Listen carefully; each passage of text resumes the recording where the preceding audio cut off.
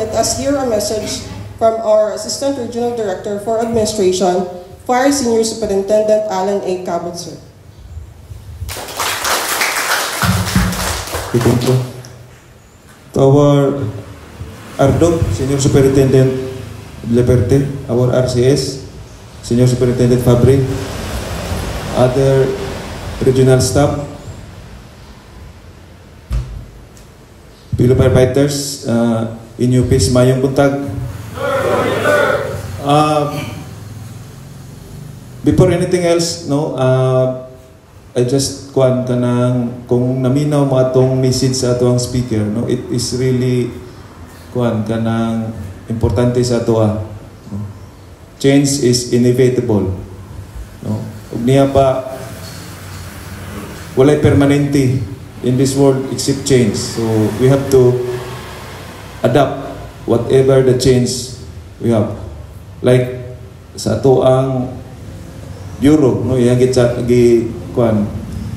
Although it is self-explanatory, but we have to be prepared whatever the change na mahitabo sa ato ang organization, because based on observation, no, kung naay mga change nagi resistance.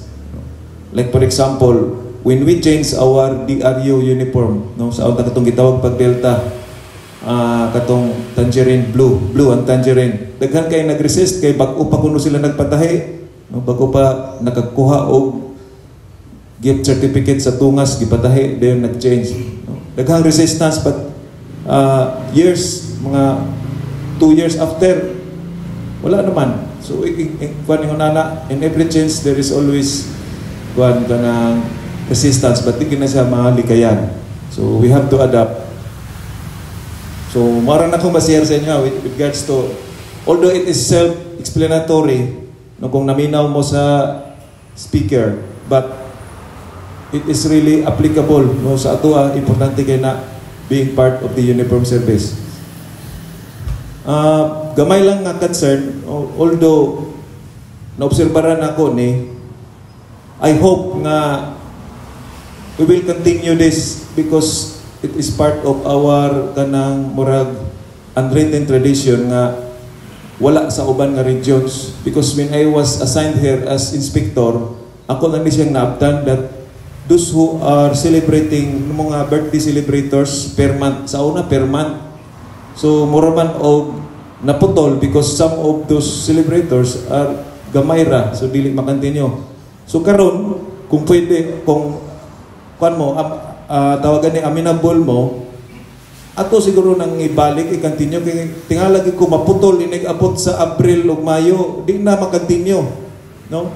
Ato siguro i-continue na it is not necessary nga magpakaon kita. A simple snacks, no? Kung as long as naatanan ang mga personahe sa region, kay mao ni ako ang naabtan sa una when I was assigned here from NCR, no, na-assign ko 2 years sa NCR when I was assigned here as inspector. Ako na ni siyang naabtan niya, natingala lagi ko nga magbagulpol ng uban nga pag-abot sa July ngadto sa October maputol man gyud. So sa karon para dili kayo mabugatan ang mga celebrators, ato sigurong ibay quarter, no, bisag kaupat lang sa usa ka tuig, no. Ang April sugot mig usa ra sulo mi daghan man mi sinuli lang dan usa ka litson na gud niyahan eh. Oh, pwede mi maglahi April pero para fair, no, quarter na to, tulo ka bulan, no, starting from January, February, March. So mag-designate na siguro mo kabalo man mo, no, I will kuan kanang akong i-coordinate sa admin those who are kuan mga birthday celebrators sa ana nga bulan, January, February, March. So kung kinsay ilahang i-designate as focal person, no, to cooperate sa uban, mag-coordinate kinsay ilahang mga pledges, no. Kung again, dili necessary, kung dili kaya sa budget, dili necessary gid ka magpakaon, bisan ka ng snacks lang, no. Pwede ka lang, kung ni Sir Arbo pa, pwede ra lugaw, guto, sa to, kanang arroz caldo, oh. Basta naatanan, no? Para lang nato nga kuan ba kanang ma-continue ang wala man na sa ato ang bylaws, that is unwritten tradition, but kuan na siya kanang nasugdan naman na sa mga previous RD, no, mga personnel diri sa region ato siguro ang ipadayon. Okay ba mga January, February, March gasikat-sikat na si Tipandaw kay willing kay siya, no? Okay, I hope nga ato ning makontinue kay simple mo gihapon ng part sa topics atong speaker, no? Change do na gina siya resistance, but we have to adapt whatever the change nga ato ang maabot.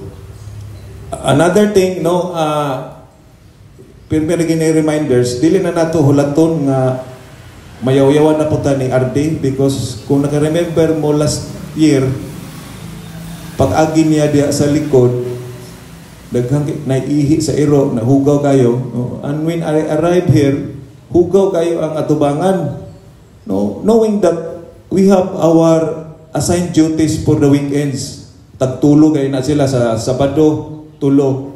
Sa Domingo, tulo. And wala man tayo mga clients, ana. So, unsa may atong gibuhat diri, bisag pagpanilhig na lang before we out, knowing that we have to enjoy day off.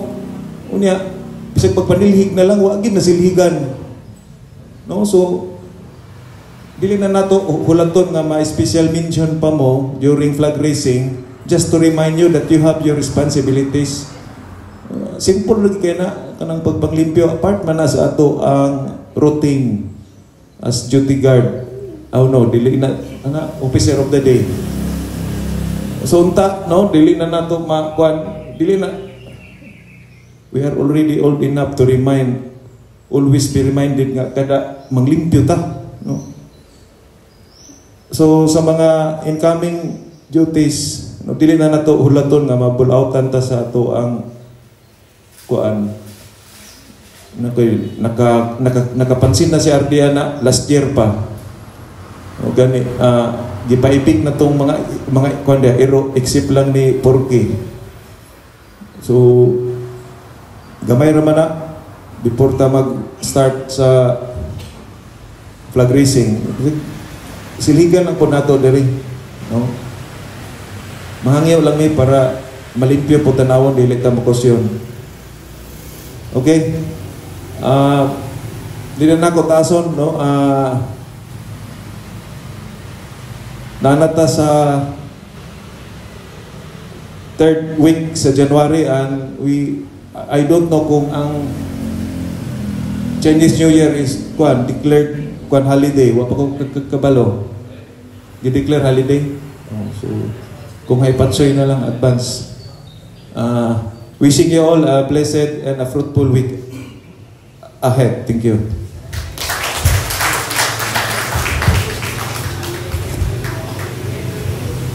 Thank you for your words of wisdom and reminders, sir.